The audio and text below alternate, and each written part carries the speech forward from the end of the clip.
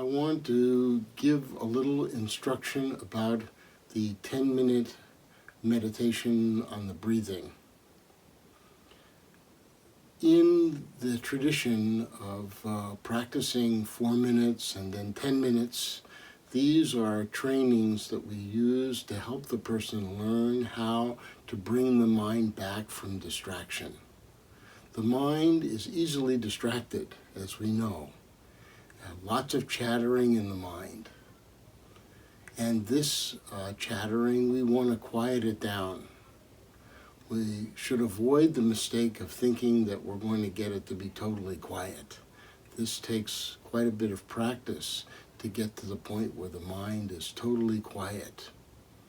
In the Mahayana tradition, we talk about 9 stages of practice in order to attain halfway to the practice of deep concentration. So these 9 stages, called the 9 abiding minds, we start with the first one, which is called inward abiding. That's when a person realizes, oh, I need to practice. I can't solve all of the world's problems out there. I need to fix some of them here. Calm the mind down. The second, called continuous abiding.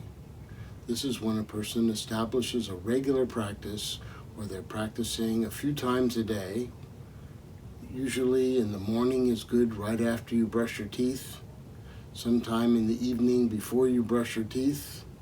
That way, when you establish this practice, then either one of 2 things will happen. Either you will establish a very good practice or your teeth will fall out. So you practice 10 minutes in the morning, 10 minutes in the evening. Best to do sitting up. This way the mind knows how to calm itself down. So the first practice is called observe, accept, let go. We've talked about that in the preliminary instruction. This one is called arising, abiding, changing, and ceasing. We add that on to the 4 minutes.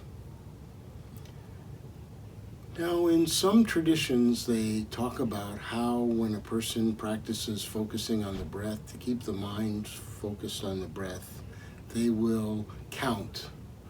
The number 1 as they inhale, the number 2 as they exhale, and they do this all the way up to 10 and start again.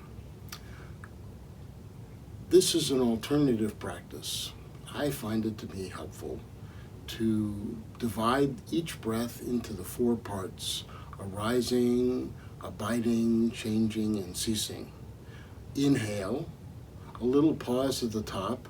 Exhale, a little pause at the bottom. So each breath in this 4 parts slows the breathing down, diaphragmatic, just keeps the mind focused. When the mind wanders, we just come back to the practice. We notice this practice. This practice has been around for a long time. We know that it's been around at least since maybe 350 BCE. So quite a long time. It was practiced in the school of Buddhism called Sarvastivadin Buddhism. Another offshoot of this particular school was something that evolved into what's called Theravadan Buddhism, and they practice arising and ceasing, just the 2 parts. But I like the 4 parts, so I'll teach you the 4 parts, but if you like the rising and ceasing better, that's fine as well. The reason I like this is because every experience we have has a beginning, it sticks around for a while, it changes, and then it's over. Every experience, whether it's a big experience in a whole life or just a moment in the life, arising, abiding, changing, and ceasing. So I find that practicing this over again and again, it's helpful to understand impermanence. You can do it in English, arising, abiding, changing, and ceasing. If you don't like English, you can do it in Chinese. Sheng, Zhu, Yi, Mie. The characters are very beautiful in Chinese.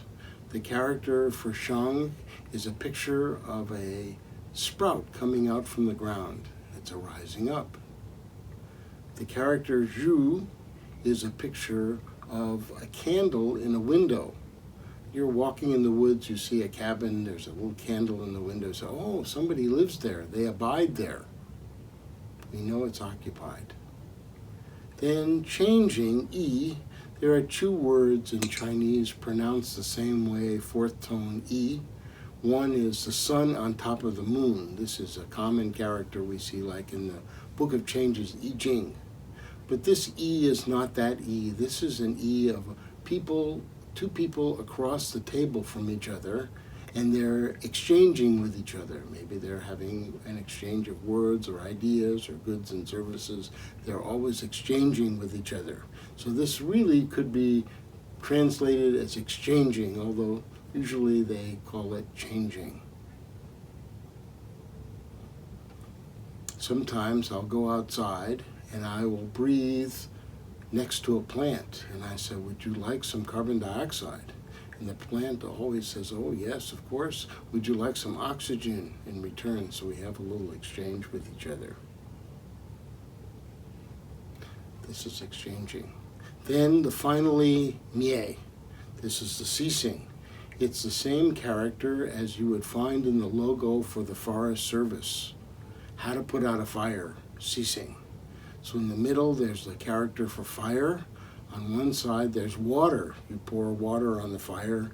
Then there's a character that covers the fire. This is smothering the fire. And then there's a knife that cuts the fuel, the other brush from around the fire so it doesn't spread. This is the different ways of putting out a fire. So this is mie, cessation. The fire that we're putting out is the burning of our desires, our cravings. I want things to be my way. This is the practice. So when we do this 10-minute practice, we're always looking at arising, abiding, changing, and ceasing during the second part. And then the mind calms down. It's quiet. Whenever the mind wanders, we just say, oh, okay, just come back, just return. And then maybe over a period of time when things occur in the world, your mind gets calmer. It enters into that third stage of inward abiding, continuous abiding. Then you get to calm abiding. The mind gets quieter. Still some chatter, but it's a lot quieter. It's as if you've been to a concert. It's very loud. And then you leave before the concert's over. You still hear the music in the background, but it's much softer. The first stage of this calm abiding, you get there just suddenly. You don't know how you got there. It's random. You don't know how to get back. Second stage of calm abiding is you know how to get there consistently. You know how to do it. And the third stage, you know how to apply it. So even when difficulties arise, you can quiet the mind and not cause any difficulty. This takes some practice. We say 20 to 30 minutes a day for 3 to 4 months, then you can begin to experience some calm abiding, we hope. So I hope this information is helpful, and the research done on the calm abiding inspires you to practice regularly.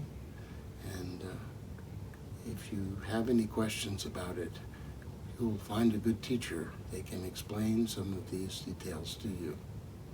Thank you very much.